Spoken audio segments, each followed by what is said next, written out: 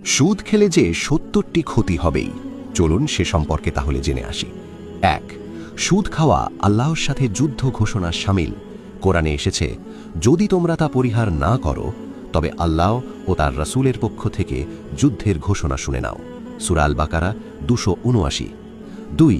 রাসূলের বিরুদ্ধে যুদ্ধের অন্তর্ভুক্ত। সূরা আল বাকারা ২৭৯। ৩. এটি কবিরা গুনাহ। সূরা নিসা ১৬১। ৪.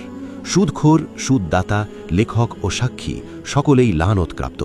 রাসূল সুদ গ্রহীতা, সুদদাতা, লেখক ও সাক্ষী সবার উপর লানত করেছেন।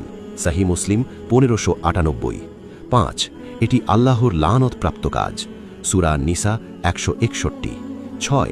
এটি সম্পদ বৃদ্ধি নয় বরং ধ্বংসের কারণ হয়। আল্লাহ সুদকে নিশ্চিহ্ন করেন এবং সাদকাকে বৃদ্ধি করেন। সূরা আল বাকারা ২৭৬। ৭. কেয়ামতে পাগলের মতো উঠবে। সূরা আল বাকারা ২৭৫। ৮. সুদের ৭০টি স্তর আছে। সবচেয়ে হালকা বা সর্বনিম্ন স্তর হল নিজের আপন মায়ের সাথে জিনা করার মতো গুনাহ। ইবনু মাজা ২২৭৪। হাসান। ৯. আল্লাহর অবাধ্যতার প্রকাশ্য ঘোষণা।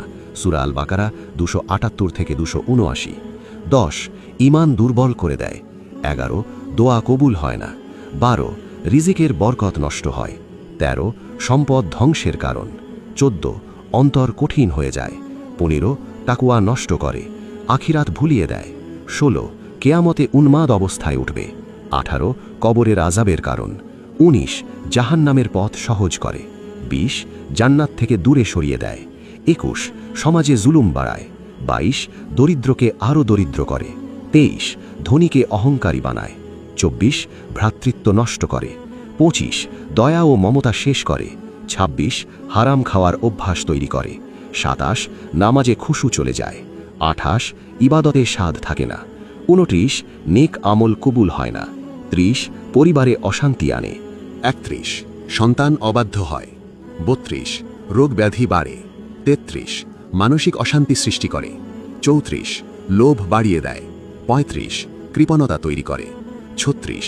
সত্য গোপনের অভ্যাস গড়ে। ৩৭. মিথ্যার আশ্রয় নিতে হয়। ৩৮. হালালকে তুচ্ছ করে। ৩৯. হারামকে সহজ মনে হয়। ৪০. সামাজিক অভিশাপ ডেকে আনে। ৪১. রাষ্ট্রে দুর্নীতি বাড়ায়। ৪২. অর্থনৈতিক বৈষম্য সৃষ্টি করে। ৪৫. গরিবের হক নষ্ট করে। ৪৪. জাকাতের বরকত শেষ করে। ৪৫. সদাকার আগ্রহ কমে যায়। ৪৬. আল্লাহর রহমত দূরে সরে। ৪৭. ফেরেশতাদের ঘৃণার কারণ। ৪৮. মৃত্যুর সময় কষ্ট বাড়ে।